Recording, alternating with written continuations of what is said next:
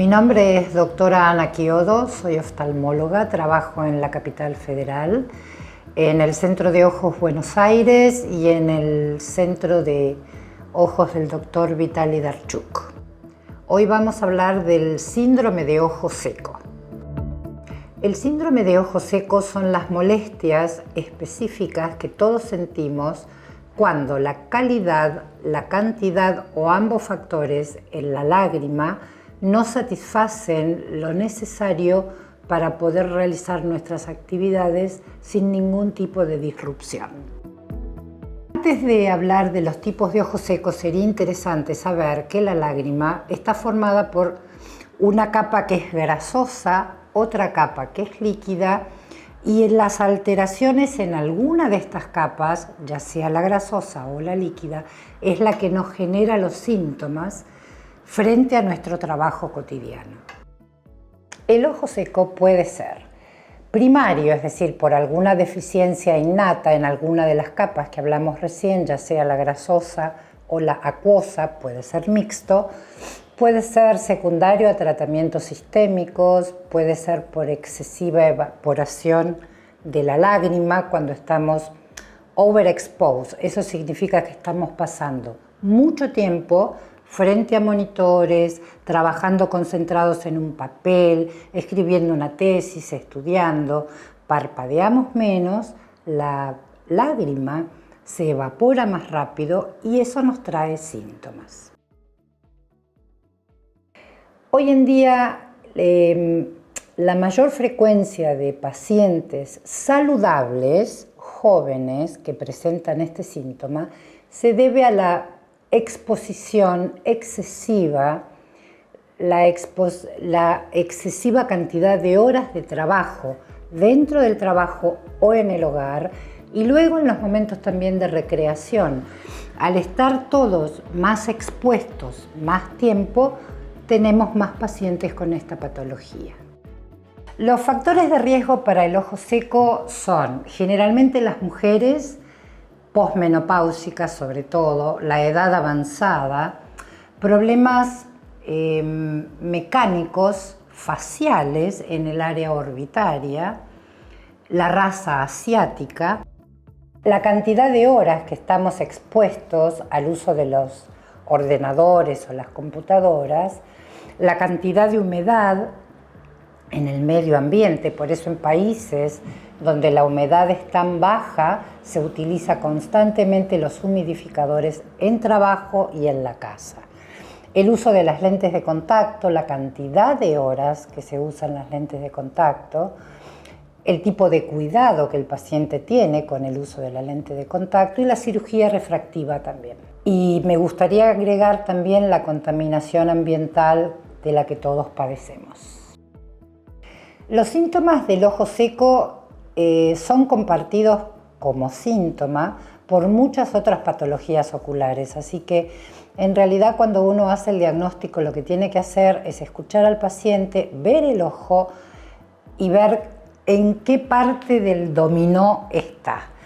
Los síntomas son ojo rojo, picazón, sensación de cuerpo extraño y hay un círculo vicioso, o yo diría síntoma paradojal, en donde el paciente lagrimea, aún así tiene ojo seco. ¿Por qué? La glándula lagrimal, que está ubicada en la zona orbitaria superior, recibe el mensaje de que el ojo está seco por falta de parpadeo, por superexposición o lo que sea. Al recibir el mensaje de que el ojo está seco, empieza a producir cada vez más lágrimas precisamente para protegerlo. Entonces, tengo ojo seco pero el ojo llora. Efectivamente, llora porque estamos produciendo la producción para evitar el daño. Bueno, el diagnóstico del ojo seco es primero escuchando al paciente y sabiendo qué síntomas tiene. Luego tenemos distintos métodos en el consultorio para hacerlo en el momento de la consulta o tenemos equipos de diagnóstico de alta complejidad que se hacen fuera de la consulta. Por ejemplo, el más común es el break-up time, que es el tiempo de ruptura del film precorneal. que tiene una duración determinada. Los pacientes que tienen ojo seco tienen este break-up time disminuido. Es un test sencillo, económico, todo el mundo lo puede hacer, tenemos los elementos en el consultorio. Hay otro test que se llama test de Schirmer, que hay que disponer de las tiras de Schirmer. No todos los consultorios proveen, deberían, más no lo hacen, proveen las tiras de Schirmer. Se colocan unas gotitas de anestesia, se ponen estas tiritas, se dejan unos minutos y luego se ve cuántos milímetros el paciente produjo de lágrimas artificiales. Tenemos otra manera más tecnológica de hacer el diagnóstico, que es realizar una queratografía. La queratografía es el mapeo de la lágrima, de la exposición del ojo con la lágrima. Y ahí nos marca las áreas donde la lágrima es o falta o es ineficiente o hay daño. Bueno, para el ojo seco evaporativo, lo primero sería protegernos de las pantallas, ¿no? De la exposición a las pantallas. Para eso están los anteojos con los filtros. Y luego, además del uso de los anteojos con los filtros, lo importante también es lubricar la superficie ocular, constantemente y de forma metódica. Sí, el ojo seco puede estar asociado a enfermedades del ojo o generales. Entre las enfermedades generales podemos citar algunas, como las que ahora hemos descubierto, son las enfermedades del rango autoinmune o de autoagresión, como el síndrome de Sjögren. También se asocia no solo a enfermedades generales, sino a condiciones oculares. Por ejemplo, si el paciente ha sido sometido a alguna cirugía ocular, es factible que pueda tener luego algún tipo de síntoma de ojo seco. También se asocia al uso de medicamentos sistémicos o generales, como por ejemplo las drogas antihipertensivas, las drogas sedantes, los ansiolíticos, las pastillas para dormir, los hipnóticos. Bueno, básicamente el tratamiento del ojo seco consiste en aplicación local de medicación que alivie los síntomas que el paciente tiene. Esto incluye gotas que pueden ser sumamente líquidas o un poco más gelatinosas, incluye pomadas, incluye también evitar vivir en habitaciones o ambientes muy calurosos. La lubricación es una parte. Cuando la lubricación falla, tenemos que subir la escalera de la complejidad del tratamiento un poco más, por lo que podemos ofrecerle al paciente aplicar unos tapones lagrimales, que algunos se reabsorben, otros son más fijos, y es el paciente el que elige si prefiere seguir esta opción o no. Son muy efectivos, por lo tanto no deben tener ningún tipo de temor, ni el paciente ni el profesional.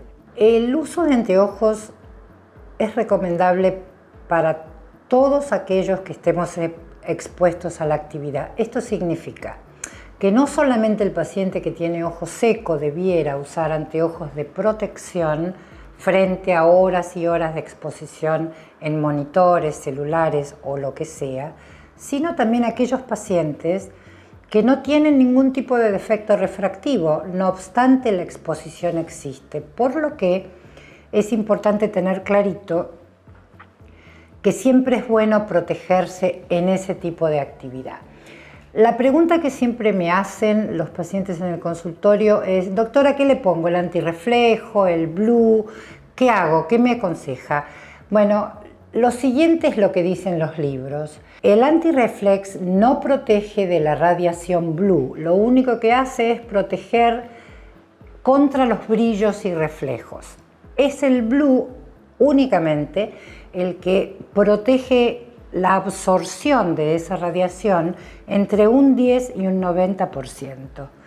Y luego es muy importante que tengamos claro que la exposición no es solamente tecnológica, estamos expuestos a todo tipo de radiación cuando caminamos en la calle, cuando vamos en el auto, por lo que siempre es bueno que todo anteojo tenga la protección del UV400.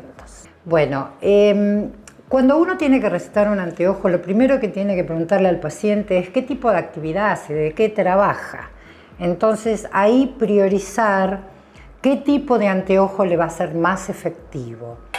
Si el paciente es una persona activa, dinámica, joven, que necesita tener una buena visión, o mayor, ¿no? Joven, un adulto más joven de los que solíamos tener antes, probablemente va a necesitar un buen foco, una buena definición a cualquier distancia, ya sea lejos, intermedia, cerca. El que quiere excelencia quiere todo bien. Luego, hay pacientes en donde no les importa tanto la excelencia o la actividad cambia y dicen, no, en realidad yo de lejos no quiero usar un anteojo, ¿por qué no me da algo para la oficina? Bueno, entonces ahí lo que uno recomendaría sería que el paciente hiciera un anteojo ocupacional, que es ¿qué?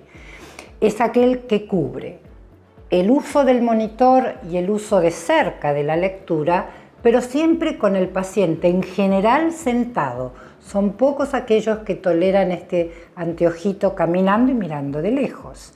Entonces, elegir el paciente es tan importante, tanto para el multifocal como para el ocupacional. Bueno, tanto los ocupacionales, que también es un degradé de multifocal, como los multifocales, necesita el requisito previo de que el paciente tenga problemas de lectura de cerca. Si eso no lo tiene, estos anteojos no funcionan. Eso se llama presbicia.